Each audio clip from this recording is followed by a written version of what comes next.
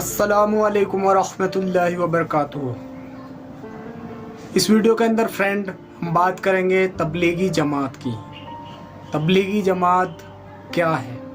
जैसा कि मैं तबलीगी जमात से जुड़ा हूँ और मेरे 40 दिन लगे हैं और 3-3 दिन काफ़ी बार लग चुके हैं। तो ऐसा क्या होता है, तबलीगी जमात में क्या सिखाया जाता है, क्या क्या चैप्टर, क्या स्टार्टिंग वाले दिन क्या क्या बातें, क्या क्या ज़रूरी चीज़ें होती हैं, वो सारी बातें जो है तबलीगी जमात में जैसे जैसे बताई जाती हैं, जैसे जैसे होती हैं। तो ऐसे स्टेप बाय स्टेप यानी कि तबलीगी जमात पार्ट 1, 2 इस तरीके से हम आगे बढ़ेंगे ताकि सभी को ये भी पता लग सके कि तबलीगी जमात के अंदर होता क्या है, इसमें हमें जुड़ना चाहिए, नहीं जुड़ना चाहिए तो क्यों जुड़ना चाहिए, नहीं जुड़ना चाहिए तो क्यों नहीं जुड़ना चाहिए। ठीक है, तो वो सारी बातें इस वीडियो के अंदर होंगी, तो वीडियो के एंड तक बने रहें।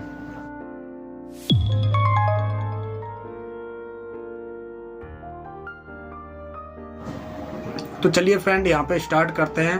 तबलीगी जमात पार्ट 1। तबलीगी जमात क्या है?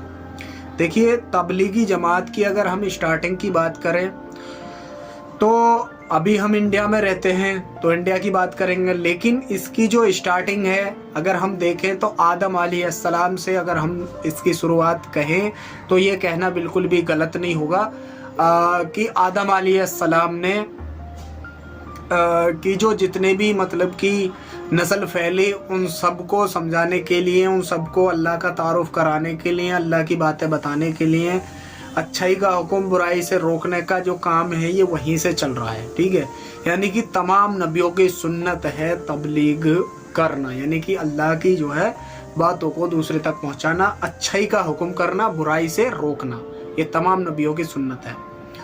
यही काम सारे नबियों ने किया है।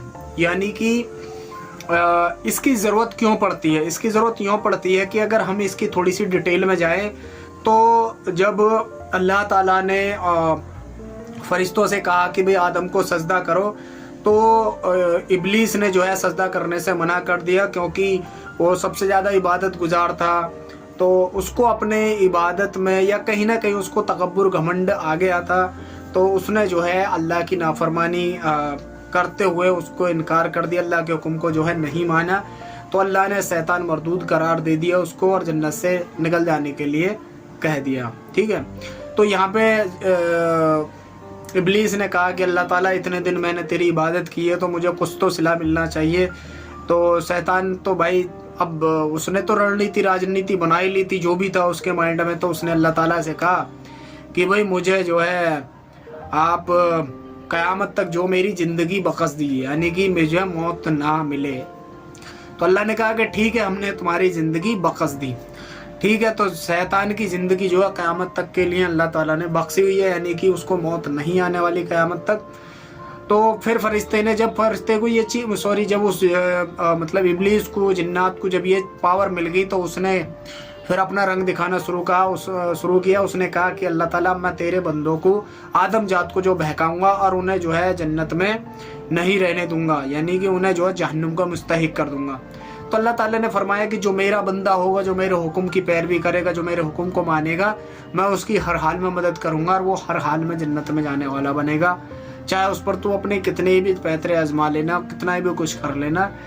तो इस तरीके से जो है शैतान और अल्लाह के बीच का जो ये मामला रहा। तो फिर शैतान ने जो है आदम की औलाद को जो है बहकाना शुरू कर दिया। और आदम की औलाद को कहाँ से बहकाना शुरू करा? अगर हम इसकी और थोड़ी सी नीचे आएंगे तो जब अल्लाह ताला ने कहा कि भाई देखो ऐसा है, अल्लाह ताला ने 2 इंसान को बनाया, आदम अलैहिस्सलाम और उनके साथ ही हव्वा अलैहिस्सलाम, यानी कि उनकी जो पहली औरत थी उनको जो है उनकी कोख से जो है पैदा किया। तो यहाँ पर जो है इन दोनों से अल्लाह का हुक्म ये हुआ कि भाई देखो, पूरी जन्नत में आप सब कुछ खा पीना, सब कुछ करना, लेकिन जो है उस दरख्त के पास मत जाना या उस के फल मत खाना। इस तरीके से जो अल्लाह ने जो है आदम और हव्वा को ये हुक्म फरमाया। लेकिन शैतान जो कि चालाक रणनीति और राजनीति वाला जो बन चुका था उसका माइंड, तो उसने क्या किया, क्योंकि जन्नत में तो वो जा नहीं सकता था, उसने जो है कुछ पक्षियों की और जानवरों की हेल्प ली, जिसमें अलग अलग मुख्तलिफ हदीस हैं कि मोर का, सांप का सहारा लेकर के जो है वो जन्नत के अंदर पहुंचा। कि जो है जब जन्नत के अंदर पहुंचा तो उसने जो है दूसरा रूप धारण कर लिया। एक मतलब मुख्तलिफ हदीस है इसका भी जो है कि एक बुजुर्ग की शक्ल में, एक ऐसी शक्ल में, एक ऐसी सूरत में, ताकि लोगों को जो है उसके ऊपर दया आ जाए। तो शैतान मरदूद ने जो है सबसे पहले हवा को जो है बहका लिया कि भाई देखो ऐसा है, मैं अपाइज हूँ, या मैं जो भी उन्होंने उस टाइम पे वो रही होगी, तो ऐसी कंडीशन बना दी कि हवा को जो है उनकी बात माननी पड़ी। हवा शैतान का कहना यही था कि आप जो है इसके फल को खा लीजिए, खुद भी खा लीजिए और अपने उनको भी खिला दीजिए, वो मानेंगे तो है नहीं लेकिन आप ही मना सकती हो, ये वगैरह वगैरह। इस तरह करके जो है उनके दिमाग में ठूंस दिया। यानी कि कहने का मतलब ये है कि औरत जात जो है इस तरीके से जो है जल्दी से जो है बिना सोचे समझे कुछ चीज़ों में इस तरीके से फंस जाती है। तो यहाँ से भी जो है इस चीज़ का पता लगता है, अगर वो थोड़ा सा सोच विचार करें तो जो है ऐसी चीज़ों में बिल्कुल ना। तो फिर वो तो खा ही लेती हैं, फिर आदम अलैहिस्सलाम को भी जो है मजबूर कर देती हैं कि भाई आप मेरे ये हो, आप मेरा हुक्म नहीं मानते, वगैरह वगैरह करके उनको भी यानी कि वो फल खिला दिया और जो है हुक्म टूट गया अल्लाह का। जन्नत के लिबास उतर गए, जन्नत से फिर उन्हें निकलना पड़ा। काफ़ी टाइम तक उन्होंने जो है इस गलती का पछतावा करा, अल्लाह से माफ़ी तलाफ़ी करी। फिर उन्होंने जो है मोहम्मद सल्लल्लाहु अलैहि वसल्लम के तौफील में ये दुआ मांगी, और दुआ मांगने के बाद जो है अल्लाह ने उन्हें माफ़ किया। माफ़ करने के बाद फिर जो है उनकी जो है नस्ल शुरू हुई। तो हाबिल और काबिल ये दो बच्चे पैदा हुए। तो जो काबिल था, जिसका मफ़हूम है कि काबिल ने जो अपने हाबिल को जो है मतलब कि कत्ल कर दिया था। कत्ल कैसे किया था कि पहले 4 बच्चे होते थे, एक लड़की और एक लड़का।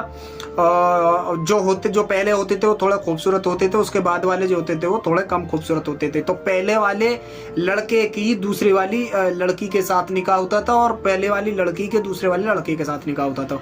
इस तरीके से जो है हाबिल के उसमें हिस्से में जो है खूबसूरत लड़की आई, तो इसलिए जो है काबिल को ये चीज़ बर्दाश्त नहीं हुई, वगैरह वगैरह करके आगे जो है चीज़ें हुई। तो जो है इस बात को लेकर के कत्ल कर दिया।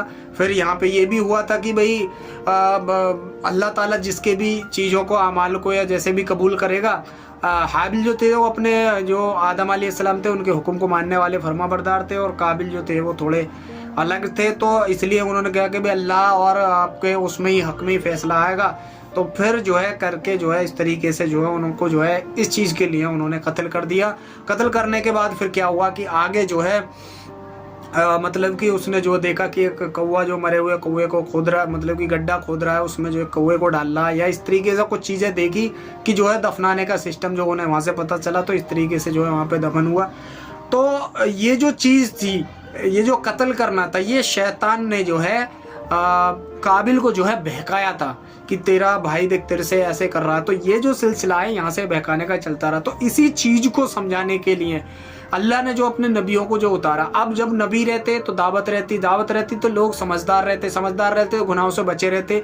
लेकिन जैसे ही नबी जाते तो फिर उन्हीं लोगों में जो शैतान मतलब कि फूट डाल लेता कि भाई ये ऐसे थे, वो ऐसे थे, ये करो वो करो, यानी कि अल्लाह के खिलाफ वाली चीज़ों पे जो है उसको आमादा कर देता था, वो करने लग जाते थे। फिर अल्लाह ताला फिर नबी भेजते थे कि भाई जाओ इन्हें जाकर के समझाओ, ये तो जो है मेरे को छोड़ करके जो जन किस किस को माबूद बना रहे हैं, किस चीज़ की पूजा कर रहे हैं, क्या इबादत कर रहे हैं, मेरी तो इबादत कर नहीं रहे हैं। तो इस तरीके से जो फिर वो नबी आए, फिर जो समझाया, जो समझते थे वो जो कामयाब होते थे, जो नहीं समझते थे उन्हें जो दुनिया में भी पनिश होती थी और आखिरत में तो उन्हें पनिश होगी।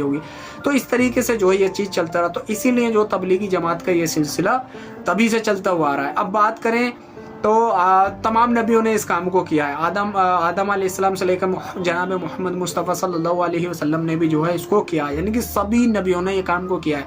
तबलीगी जमात जो है शुरू से ही है। लेकिन अगर हम इंडिया की बात करें तो इंडिया के अंदर जो है ये था काम, लेकिन जो है मौलाना इलियास रहमतुल्लाह अलैह के टाइम में, यानी कि लगभग 1926 के करीब में जो है जो लोग ईमान लाए थे, मुसलमान हुए थे, उनको जो है एक सही रुख नहीं मिल पा रहा था। तो वो क्या करते थे कि मुसलमान भी होते थे और जो है जो गैर मुस्लिम वाले जो काम होते हैं, क्रिश्चियन वगैरह या और टाइप के भी जो वो काम कर रहे थे, जिसमें कि अल्लाह ताला अपनी इबादत को निखालस प्योर दूध की तरह चाहता है कि मेरे साथ किसी को शरीक नहीं ठहराओ, तो नहीं ठहराओ, केवल और केवल मेरी ही इबादत करो। अगर मेरी अलावा दूसरों की करते हो तो फिर आप शिरक में हो जिसकी माफ़ी नहीं है। तो उन्होंने इस चीज़ को जो है नज़रअंदाज कर मतलब कि नज़र में रखते हुए उन्होंने जो है मदरसे में भी पढ़ाते थे, लेकिन जो उनको ये था कि भाई ये लोग अगर किस तरीके से अल्लाह से मांगा, अल्लाह ने जो उनके ऊपर काम खोल दिया कि आप जो है नबियों वाली मेहनत को लेकर के चलो, इस तरीके से काम कराओ। तो फिर उन्होंने जो है इस काम को जो करा, तो करने में ये था कि जब लोगों को वो बुलाते थे तो लोगों का ये था कि क्या कह रहे हो, कैसे काम करोगे। तो उनका कहना ये था कि भाई यहाँ पे देखो हर देश का लोग मतलब कि लोग आएंगे, दीन सीखने के लिए आएंगे। सब कहते थे कि वहाँ से दीन शुरू हुआ, यहाँ कैसे आएंगे, और आप पागल हो गए हो, आप दीवाना हो गए हो, आप मजनू हो गए हो, आप समझ नहीं पा रहे हो कि क्या सही है क्या गलत है, आप ऐसे ही करते रहे हो लोगों को कुछ, चलो आप मैं आपको दिहाड़ी दे देता हूँ, आप मेरे पास आकर के दीन की बात सुन लो। तो लगभग अराउंड ये बताते हैं कि 10 साल में जाकर के एक जमात निकली। तो तबलीग तो फिर वो जो तबलीग का जो काम है, यानी कि अल्लाह और अल्लाह के रसूल की बातों को जो है दुनिया के अंदर लोगों तक पहुँचाना, ठीक है। तो ये पहले मुसलमानों में ही है, फिर उसके बाद जो सभी के लिए दीन जो है सभी के लिए, ऐसा नहीं है केवल मुसलमानों के लिए। लेकिन ये बताया कि पहले बचो उस आग से, पहले खुद को बचने के लिए कहा है, फिर बचाओ अपने अहल को, यानी कि फिर अपने बाल बच्चे यार रिश्तेदारों को, जिसका ईंधन इंसान और पत्थर है। फिर उसके बाद जो है पूरी कायनात सार सब लोग आ जाते हैं, क्योंकि भाई हम दुनिया की आग में जलना पसंद नहीं करते, तो हम उसमें आग में जो मतलब कि हमेशा का अजाब है, तो उसमें कैसे पसंद कर सकते हैं। तो इसलिए जो है उनकी फिक्र ये थी कि भाई ये लोग जो है एक अल्लाह की बात पर आ जाएं, अल्लाह के उस पर आ जाएं। तो इस तरीके से चलते हुए ये काम लगभग आज 100 साल के करीब में जो इसे होने जा रहे हैं। तो ये काम जो तबलीगी जमात का इस तरीके से चलता हुआ आ रहा है और चलता है। अब इसके अंदर क्या क्या चीज़ें सिखाई जाती है, क्या क्या बातें बताई जाती हैं, वो हम बात करेंगे नेक्स्ट पार्ट में। अगर ये वीडियो आपको इसमें समझ में आया कि तबलीगी जमात क्या है, तो तबलीगी जमात अगर हम एक ही लाइन में बताऊं तो तबलीग यानी अल्लाह की और अल्लाह के रसूल की बात लोगों तक पहुंचाना, इसको कहते हैं तबलीग करना, ठीक है। जमात मतलब कि बहुत सारे लोगों के जो है जुड़ कर के जो है इसमें जो है जाते हैं, तबलीगी जमात का काम करते हैं। अब एक जगह हिजरत और नुसरत, यानी कि हम यहाँ से जाएंगे तो वहाँ के लोग अगर हमारा साथ देंगे कि भाई यहाँ मुसलमान रहते हैं, इन तक जो है ऐसे, तो इन दोनों का जो काम रहता है हिजरत और नुसरत जो दोनों मिल जाती हैं, तो फिर जो लोगों तक अच्छे तरीके से दावत पहुँचती है। जैसे रसूलुल्लाह सल्लल्लाहु अलैहि वसल्लम ने मक्का से मदीना हिजरत की और वहाँ से दीन फैलना स्टार्ट किया। तो इस तरीके से जो है हिजरत और नुसरत के जरिए जो है दीन फैलता है। तो इस तरीके से जो है काम किया जाता है। उसके अंदर जो है अल्लाह के हुक्म नबी के तरीके को जो बताया जाता है, ताकि लोगों के अंदर इंसानियत, मामलात, मासरात जो है सारी चीज़ इंसानियत के नाते आएँ और जो बुराई ख़त्म हो और अच्छाई पे जो है अल्लाह का हुक्म पूरा करते हुए लोग बाग ज़िंदगी बसर करें। तो इस तरीके से काम होता है।